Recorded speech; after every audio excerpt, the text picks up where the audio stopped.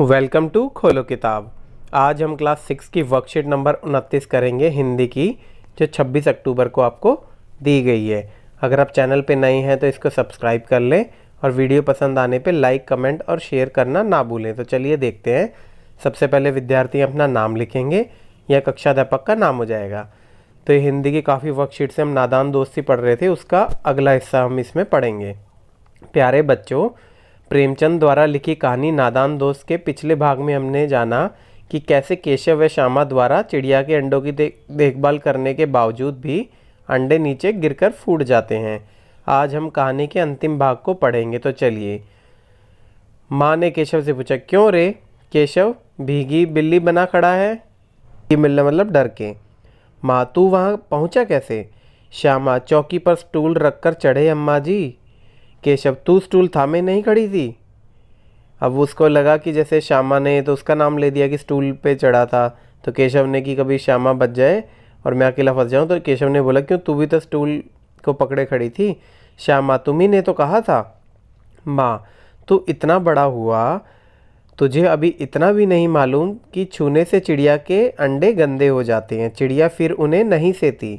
श्यामा ने डरते डरते पूछा, तो क्या चिड़िया ने अंडे गिरा दिए हैं अम्मा जी? माँ, और क्या करती? केशव के सिर इसका पाप पड़ेगा। हाय हाय, 3 जाने ले ली दुष्ट ने। केशव रोनी सूरत बनाकर बोला, मैंने तो सिर्फ अंडे को गद्दी पर रख दिया था अम्मा जी। माँ को हंसी आ गई। क्यों माँ को हंसी आई? कि वो कैसा भूला है कि उसके बाद बता रहा है ऐसे। मगर केशव को कई दिनों तक अपनी गलती का अफसोस होता रहा। अंडों की हिफाजत करने के जोग में उसने उनका सत्यानाश कर डाला।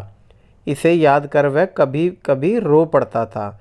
दोनों चिड़िया फिर वहाँ नहीं दिखाई दी। तो आइए, अब ये गद्यांश को हमने पढ़ लिया। अब इसके बेसिस पे जो कुछ प्रश्न उत्तर हैं उसको देख लेते हैं। प्रश्न एक क्या है? भीगी बिल्ली बनना मुहावरे का क्या अर्थ है? तो मैंने आपको बताया भी था, भीगी बिल्ली बनना का मतलब है डर जाना। कि ये मुहावरा भी होता है, कई बार कहते हैं क्यों भीगी बिल्ली बने खड़े हो, मतलब क्यों डर के खड़े हो। तो इसका हो जाएगा का उत्तर डर जाना। फिर प्रश्न 2 क्या है? केशव ने अंडों को कहाँ रख दिया था? तो अभी केशव ने बताया था कि उसने अंडों को कहाँ रख दिया था? गद्दी के ऊपर रख दिया था, तो उसमें घ उत्तर हो जाएगा गद्दी पर। फिर प्रश्न नंबर 3 क्या है? माँ के डांटने व समझाने का केशव पर क्या प्रभाव पड़ा? तो जब माँ ने केशव को डांटा और फिर समझाया कि तूने हाथ से अंडे नहीं छूने थे, क्योंकि उसके बाद अंडे गंदे हो जाते हैं और चिड़िया अंडों को नहीं सेती। तो इसके बाद क्या प्रभाव पड़ा था?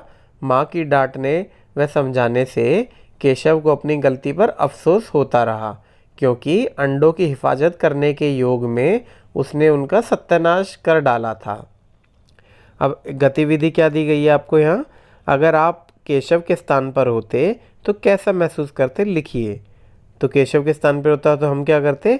अगर केशव के स्थान पर मैं होता या होती तो मुझे भी बहुत दुख होता कि मेरे वजह से बेचारे अंडे टूट गए हैं। इसी के साथ हमारी ये वर्कशीट आज की कंप्लीट हुई। मिलते हैं नेक्स्ट वीडियो में नेक्स्ट वर्कशीट के साथ। Don't forget to like, comment, share and subscribe the channel. Thank you.